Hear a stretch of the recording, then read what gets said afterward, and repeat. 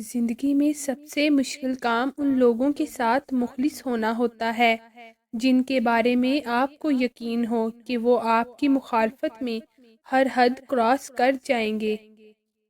رشتے بھی رزق کی طرح ہوتے ہیں، اگر بدنیتی آ جائے تو برکت ختم ہو جاتی ہے۔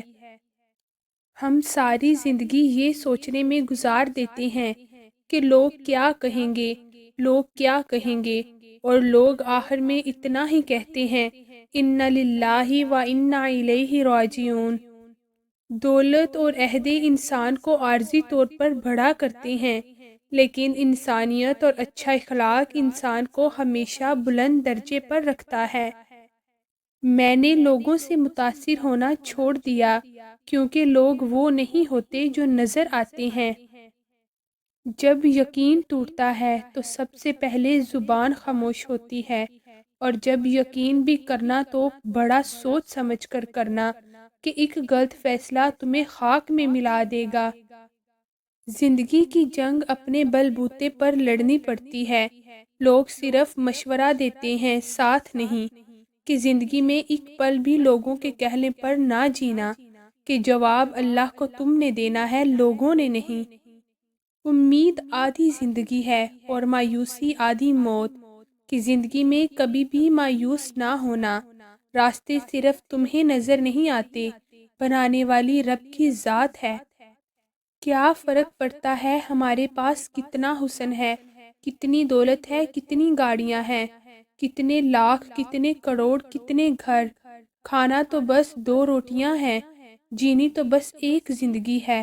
فرق تو بس یہ پڑتا ہے کہ ہم نے کتنے پل خوشی سے بتائے اور کتنے لوگ ہماری وجہ سے خوشی سے جیے۔ صبر، استقامت اور محنت کامیابی کے لیے صفات کا ایک ناقابل شکست مجموعہ ہے۔ نہ کامیابی ختمی ہوتی ہے اور نہ ہی ناکامی، بلکہ اصل چیز کوشش جاری رکھنے کا حوصلہ ہوتا ہے۔ جب کسی کی کوئی بات کڑوی لگے تو سمجھو سچ بولا جا رہا ہے، اور اگر کسی کا لہجہ کڑوا لگے تو سمجھ جاؤ اللہ حافظ کہا جا رہا ہے۔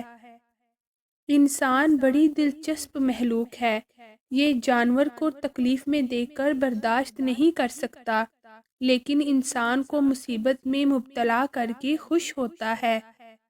برباد کرنے میں بھی اکثر انہی کا ہاتھ ہوتا ہے جو گلے لگا کے کہتے ہیں ہمیشہ خوش رہو۔ زندگی میں ہر موقع سے فائدہ اٹھاؤ، لیکن کسی کے بھروسے اور جذبات کا نہیں۔